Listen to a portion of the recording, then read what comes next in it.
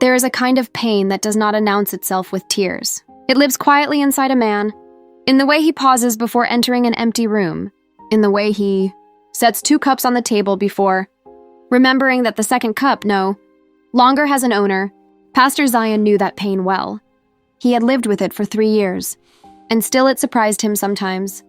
In the middle of a sermon, in the middle of a meal, in the middle of a perfectly ordinary Tuesday, how grief could reach up from nowhere and grip a man by the throat. His wife, Grace, had been the kind of woman that made a home feel like a warm hand around your heart.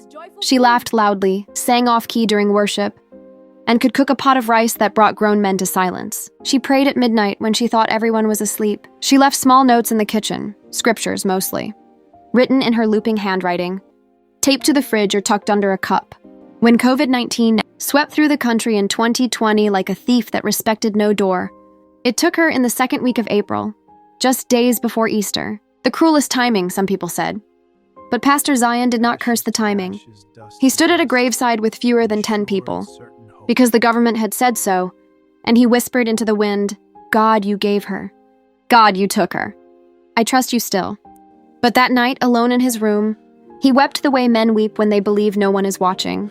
Deep, silent, shaking. The kind of weeping that comes not just from losing someone, but from suddenly understanding how much of yourself was wrapped up in another person. And now that person is gone, and you are standing there, half of yourself, wondering how you are supposed to keep walking. Damaris was 19 then. She had her mother's eyes deep, steady, and full of something that felt like wisdom even when she was simply looking at an ordinary thing. She had her father's faith, the stubborn kind that does not shout but does not move either, no matter how hard the wind blows.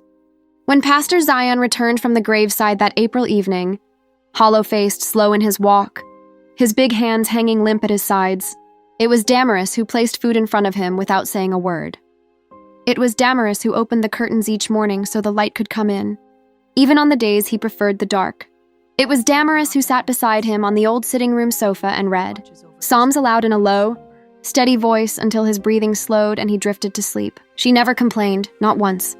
Not even when the grief pressed down on the house like a heavy sky and made the air feel thick. She carried her own mourning quietly, the way strong young women often do, saving their crying for the shower, saving their doubts for the midnight prayers. They prayed alone on their knees, beside their beds.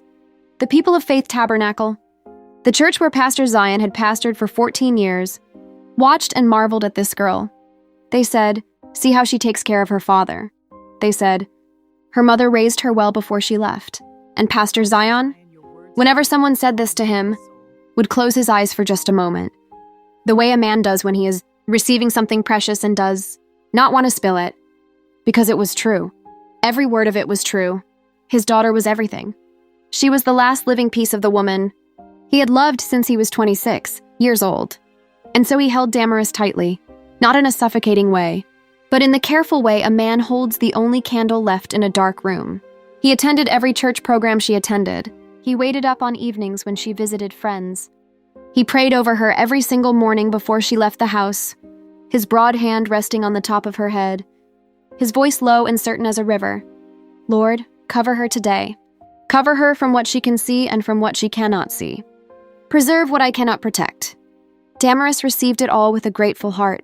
She was, as her name suggested, a name lifted from the pages of Acts, a woman in Scripture who heard Paul preach and believed, gentle, grounded, and deeply good. But she was also human, and no matter how gentle and good a person is, there lives inside them a hunger that even the most devoted father's love cannot fully satisfy. A hunger for someone who chooses you, not because they are family, not because they are obligated, but simply because out of all the people in the world, they looked at you and decided, you are the one. She was 22 when she got the job, and that is where the story truly begins. The firm was called Crescent and Moore Financial Services, a clean, professional building on a busy street, with polished floors, air conditioning that worked, and employees who wore well-ironed shirts and spoke in measured, confident tones. Damaris secured a position as a junior accounts officer after 3 rounds of interviews. On her first morning, she wore a navy blue skirt suit and carried her small Bible in her handbag, tucked between her notepad and her purse, the way she had always done since she was a teenager. She was good at the work, careful, organized, patient with numbers in the way that people with disciplined minds tend to be. Her colleagues warmed to her quickly. She was friendly but not frivolous, helpful but not easily walked over. In an office full of people performing busyness, Damaris simply worked. And quietly, without trying, she became someone people trusted. It was in her 3rd month at Crescent and Moore that she met Ezra. He worked in the marketing department, a department known in the office for its noise, its laughter, and its casual dress code on Fridays. Ezra was the loudest personality in that department, which was saying something.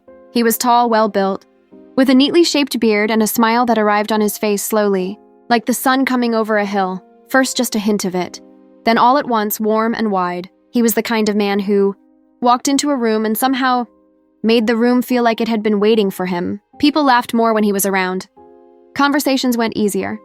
He had a gift for making ordinary moments feel like they were worth paying attention to. He was also, though nobody said it plainly, a man who knew women.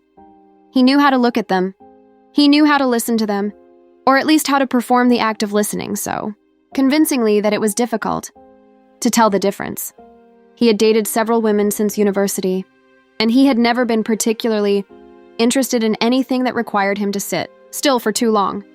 He first noticed Damaris in the staff cafeteria on a Wednesday afternoon. She was eating alone at a corner table, a small Bible open in front of her, her lips moving slightly as she read, not praying loudly, not performing anything for anyone, just reading the way some people read the newspaper, naturally and privately, as though it were the most ordinary thing in the world.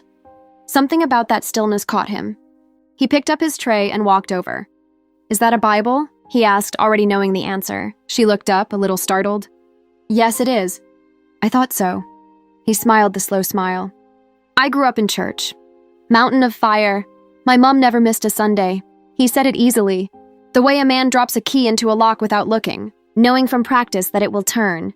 He sat down without being invited, but so naturally that she did not think to object. That was the beginning. Over the weeks that followed, Ezra was careful. He was very, very careful. He did not rush. He did not come on too strong. He asked about her faith and listened when she answered. He spoke about God with a familiarity that sounded genuine, and it almost was, in a shallow way. He had grown up in church. He knew the language. He knew the posture. When Damaris mentioned her father was a pastor, he did not flinch or look for an escape. He leaned forward. "A pastor's daughter," he said, as if it were something admirable. "That explains a lot about you." She asked him what he meant. He told her that she had a kind of peace about her that most people did not have, that she seemed rooted, that she made people feel safe. Damaris received these words with a warm face and tried to remind herself that flattery was not the same as character. But the words landed somewhere inside her and stayed there, warm and difficult to dismiss. He began attending Faith Tabernacle on Sunday mornings. That was the move that disarmed her completely, and if she had looked closely enough, should have raised a quiet alarm. Because a man who is genuinely walking with God does not only show up at church when there is a woman watching, but Damaris was not yet skilled at reading the distance between a man's performance and his private life. She was skilled at believing the best of people, which is a beautiful quality, and also, in the wrong circumstances, a dangerous one. Pastor Zion noticed Ezra the first Sunday he appeared. He was a pastor. He had spent over 2 decades watching human beings, in their joy, in their weakness, in their fear, in their pride. He had sat with people in hospital, rooms and at gravesides and in the back, rooms of ruined marriages. He had seen what people looked like when the Holy Spirit moved them, and he had seen what people looked like when they were pretending the Holy Spirit had moved them. He could usually tell the difference. Ezra shook his hand after service that first Sunday with a firm grip and a confident smile and said all the right things. "Powerful message, sir. The point you made about Elijah under the juniper tree, I felt that personally. He had even brought his own Bible. It was unmarked and brand new. The pages had that stiffness of a book recently purchased, but still." Pastor Zion thanked him and smiled back. But as Ezra walked away toward where Damaris was waiting, the pastor's eyes stayed on him a moment longer than necessary. Something. He could not name it, just something. That evening, at the dinner table, he asked Damaris casually, "Young man, Ezra, how do you know him?" "We work together," she said, reaching for the salt. "He's in marketing." Pastor Zion ate quietly for a moment. "He seems confident." Damaris looked up. "He's a good person, Daddy. He's been very respectful." "I didn't say he wasn't." Another pause. "Just be prayerful, Damaris. In everything, be prayerful." She nodded, but he could see in her eyes that the conversation was landing on a heart that had already started to lean. And he prayed that night, harder than usual, longer than usual, with a specific and urgent request. Lord, let your will be done concerning my daughter. And if this man is not from you, expose him before it is too late. He believed God heard that prayer. He did not know at the time exactly how God would choose to answer it. 6 months passed, then 9, then a year. Ezra and Damaris were together in the way that two people become together, when the world slowly stops noticing them as individuals and starts seeing them as a pair. They took lunch together at the office. He drove her home on evenings when the traffic was bad. He sent her scriptures in the morning. Messages he found on Christian WhatsApp groups, forwarded efficiently, and she responded with warmth and gratitude, sometimes adding her own thoughts on the verse. Long, thoughtful paragraphs that he read partially and replied to with heart emojis. She did not know that on Friday nights, when he told her he was spending time with his cousin, he was at clubs in the new part of town.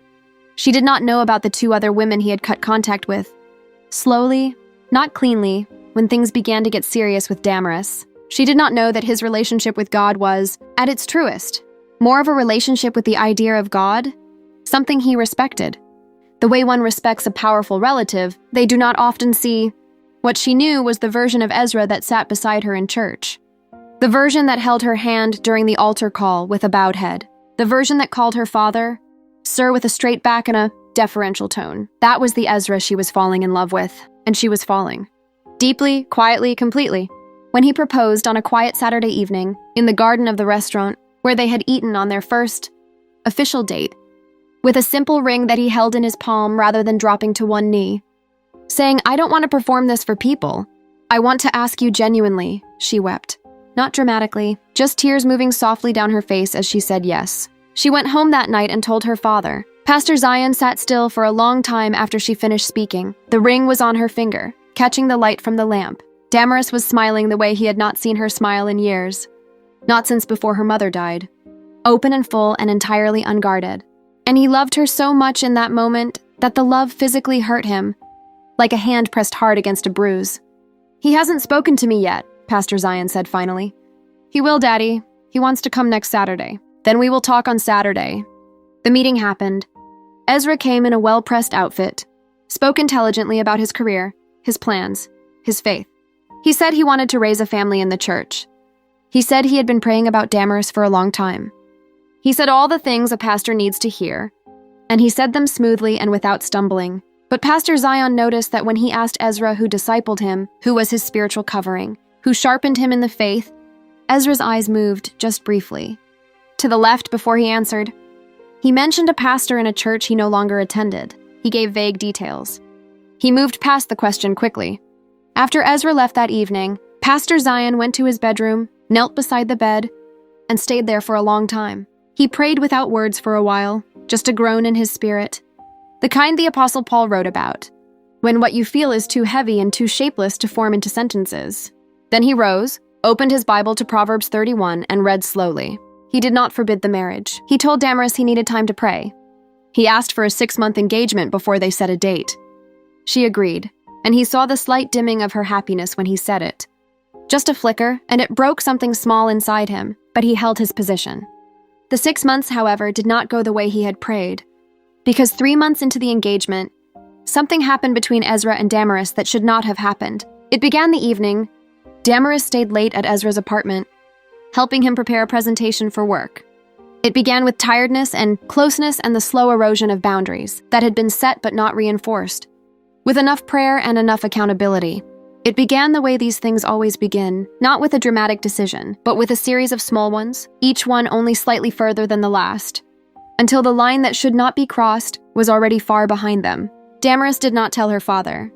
She told God in tears, on her knees the same night, asking for forgiveness with the desperate sincerity of someone who has just discovered that they were not as strong as they believed. God heard her.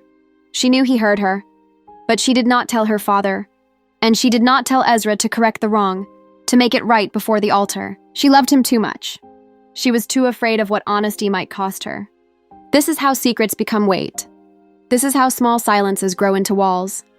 The wedding was set for a Saturday in March, the kind of March morning that arrives already warm, the sky a clear, untroubled blue, the the kind of weather that feels like a gift.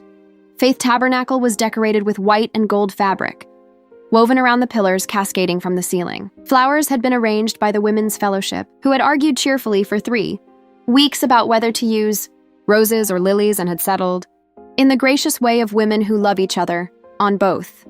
The compound outside was full of noise and color. The caterers moved between long tables covered in white cloth, placing bowls and trays in neat rows. Children ran between the legs of adults. The church drummer was doing unnecessary things with his sticks near the back entrance, to the mild irritation of the ushers.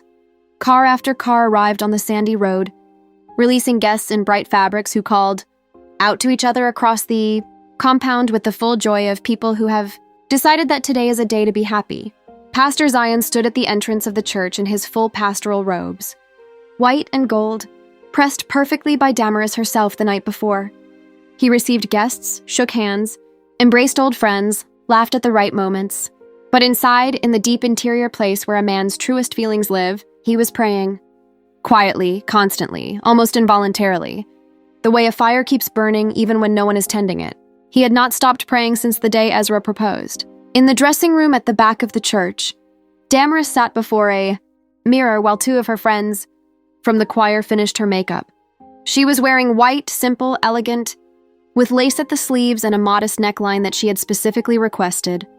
To her wedding coordinator's mild surprise, she looked beautiful. She looked exactly like her mother on the day Grace had married Zion, and if the pastor had seen her in that moment, it would have undone him completely. She was happy. She was also, in the quiet part of herself, carrying something, a weight she had tried to lay down and kept picking back up. She had prayed over it. She had confessed it to God. But she had not corrected it, not fully. Not in the way that correction sometimes requires more than prayer alone. The service began at 11. The worship was strong. The choir sang with the kind of abandon that comes when people are genuinely moved, not performing. Guests clapped and raised their hands and some wept, which is not an unusual thing in a Nigerian church when the music is right. Ezra stood at the altar in a charcoal suit, watching Damaris walk down the aisle, and his expression was one that anyone watching would have called love. Perhaps it was. Perhaps even men, who are not fully ready for what they have promised, can feel real things in real moments. Pastor Zion walked his daughter down the aisle. His hand covered hers on his arm. He looked straight ahead. The vows were read. The exchange of rings came and went. The congregation murmured with approval. The wedding coordinator signaled for the choir to prepare for the final. Worship before the blessing. And then Damaris swayed. It was slight at first, just a shift, as if she had lost her footing on something uneven. Ezra reached for her arm. She smiled at him, shook her head slightly, as if to say, "I am fine." But the color had left her face. Ezra could see it. The matron of honor, standing just behind, could see it. Then she bent forward suddenly, and the sound she made stopped the choir mid-note. "Damaris!" Her aunt from the front row was already on her feet. What followed was that specific kind of chaos that descends on joyful gatherings like a cold wind through an open door. Sudden, total, and deeply wrong. The wedding coordinator was on her feet. The ushers did not know where to move. Guests rose from their seats in the way crowds rise when something has broken the expected script.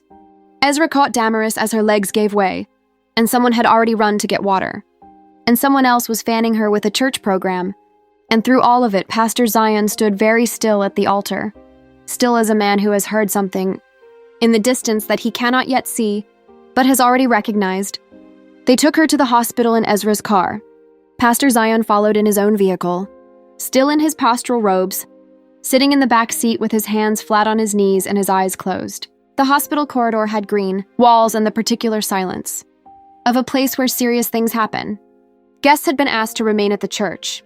Only the immediate family, Ezra, Pastor Zion, and Damaris's Aunt Rachel were there. The doctor who came out to meet them was a short, direct woman who wore her reading glasses on a chain around her neck. She looked at Pastor Zion first, then at Ezra, then back at Pastor Zion. "Are you the father of the bride?" she asked. "I am," he said. She paused. Not for drama, she was not a dramatic woman, but because she was choosing words. "Your daughter is 3 weeks pregnant," she said. She fainted from nausea and a drop in blood pressure, which is very common in early pregnancy. She and the baby are both fine. The corridor was silent. Ezra was looking at the floor. Aunt Rachel made a sound, not quite a gasp, not quite a word, just a sound that carried everything. Pastor Zion said nothing. He did not raise his voice. He did not grab Ezra by his charcoal collar. He did not collapse. He simply stood there, and something moved across his face. Not anger first, which is what people expected, but something that looked almost like grief. The same look he had worn at a graveside 3 years ago. The look of a man who has just lost something he cannot get back. He turned and walked to the window at the end of the corridor and stood with his back to them, looking out at the hospital parking lot, his hands clasped behind him, his white robes very bright in the fluorescent light. Ezra cleared his throat. "Sir, don't." The word was quiet, but it stopped Ezra completely. "Not now, please." They stood in silence for a long time. When Damaris was settled into a bed, she was pale but stable, her eyes red. Clutching the sheet in both hands, her father came in alone. He stood at the foot of the bed and looked at her, just looked at her without speaking for a long moment. She began to cry before he said a single word. Not the polite crying of a bride overwhelmed by emotion. The deep chest-shaking crying of someone who has been carrying a secret and has finally had it, lifted from them by force, and feels relief and shame in the same breath. "Daddy," she said. Just that word. Just his name. He pulled the chair beside the bed and sat down. He did not touch her yet. His hands were folded in his lap, and his face held that stillness that his congregation knew well. The stillness of a man in communion with God, even in the middle of chaos. "Were you going to tell me?" he asked at last. She shook her head, then changed it to a nod, then shook it again. "I didn't know how." "How long?" 3 weeks. I only found out a week ago. Daddy, I'm so sorry. He raised one hand. "Just barely." She stopped. "I am not going to bless this union," he said. The words were spoken softly, but they had the weight of a door closing. "Daddy, hear me." He leaned forward now, elbows on his knees, his eyes finding hers. "I am not saying this from anger. I am not saying this from shame, though I will not pretend there is no pain. I am saying this because I am a man of God before I am your father, and I cannot stand at an altar, my altar, and call God's blessing onto a union that began in deception and walked into holy, matrimony carrying concealed sin. I cannot do that to God, and I will not do it to you." "It was a mistake," Damaris whispered. "It was more than one mistake," he said gently. "A mistake is a moment. What happened was a series of choices, small ones maybe, but choices. And behind them is a young man who has been wearing one face in this house and another face outside it. I saw it. I saw it from the beginning, and I prayed, and I waited because I did not want to be wrong. I did not want to be the, father who stood between his daughter and her happiness. His voice dropped, but I also cannot be the pastor who calls what is broken whole." Damaris was sobbing now, quietly, steadily. "What will happen to me?" she managed. He was silent for a moment. Then, "You will come home. You'll take me back? You are my daughter." His voice broke. "Just once, just slightly, the way strong things break. You were my daughter before you made this mistake, and you are my daughter after it. Nothing changes that. Nothing, do you hear me?" She nodded. "But the wedding," she began, "is not happening today. Not with my blessing. Not like this." Word had gotten back to the church. It always does. By the time Pastor Zion returned to Faith Tabernacle, still in his robes, but with the gold sash removed, his face carrying the gravity of a man who has made a hard decision and is standing inside it, the compound was thick with whispers. The elders gathered around him quickly.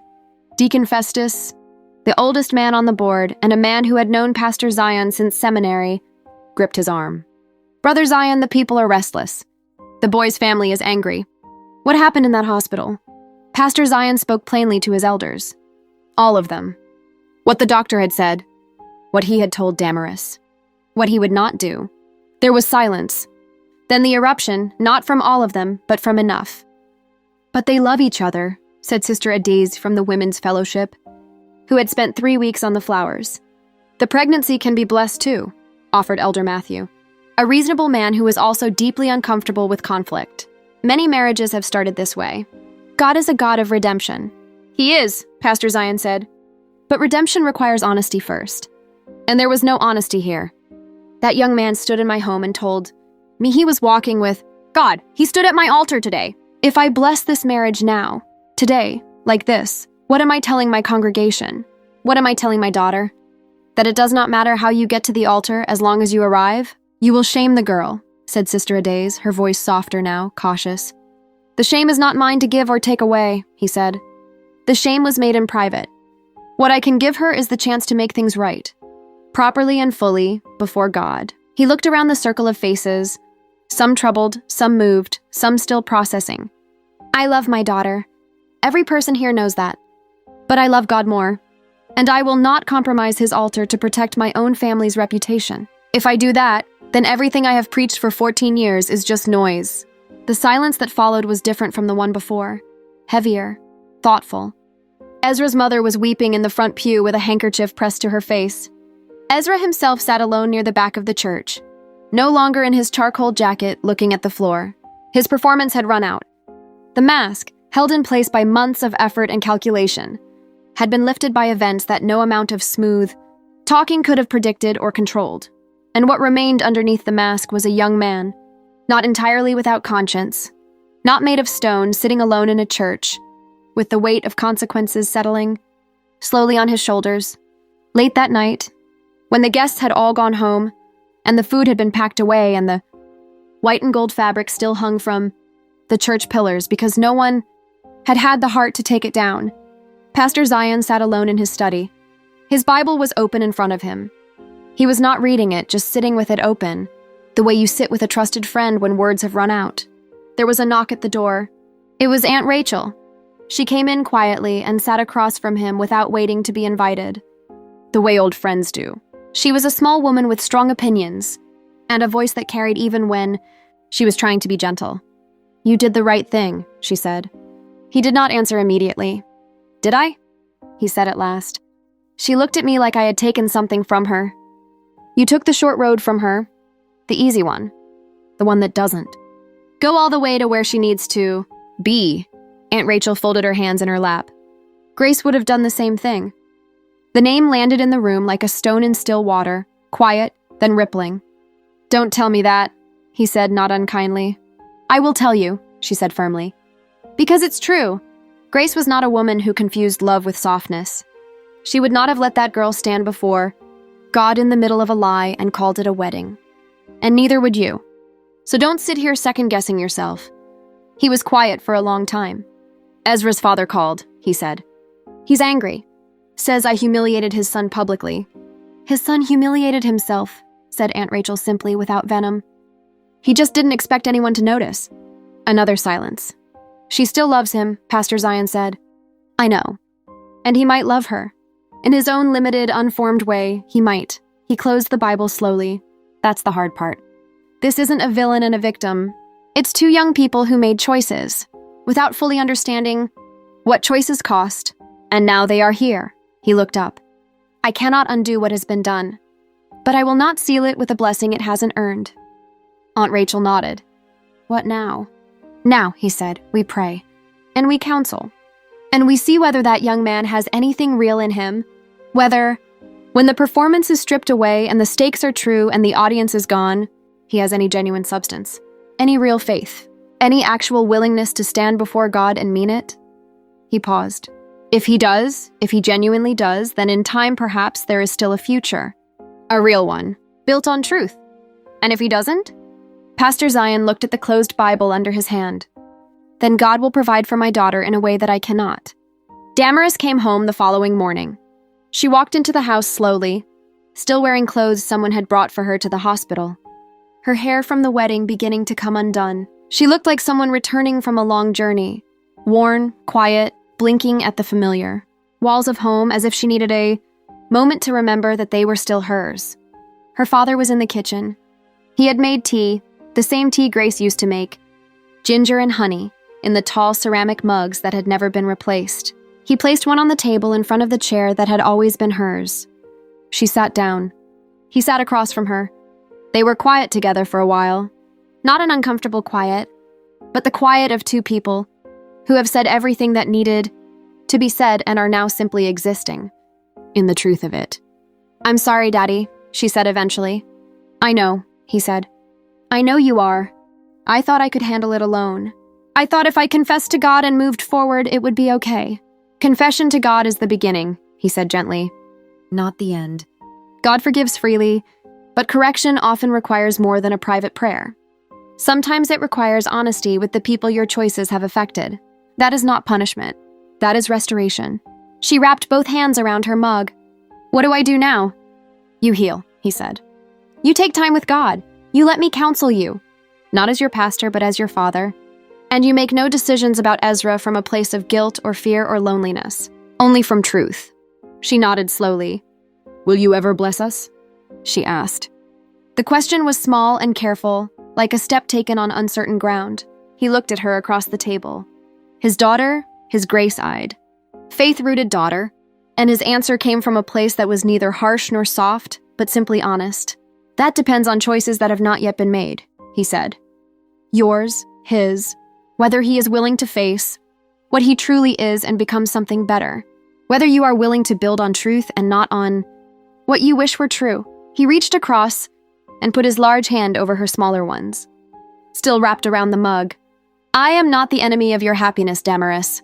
I am the guardian of it. There is a difference. And one day, perhaps not today, perhaps not soon, but one day, I believe you will understand. She looked at him for a long moment. Then she lowered her head over the mug, and he watched her shoulders shake. Not the wild weeping of the night before, but something quieter. Something that might, in time, become the beginning of release. He held her hands and he prayed. Not a short prayer, not a polished sermon prayer. A father's prayer, broken in some places, strong in others, full of the specific texture of a man who has lost much and loved harder because of it. He prayed for his daughter's heart. He prayed for Ezra, even Ezra, because a man of God does not get to choose who he prays for.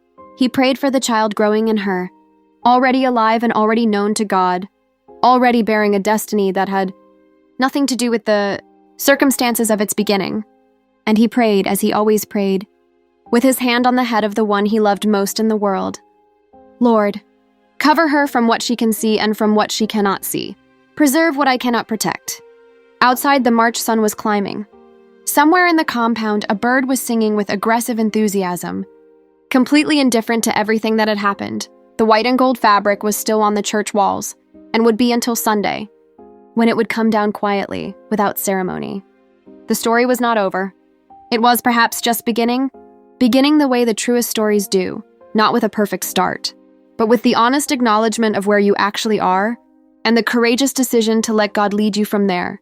And we know that all things work together for good to them that love God, to them who are the called according to his purpose. Romans 8:28.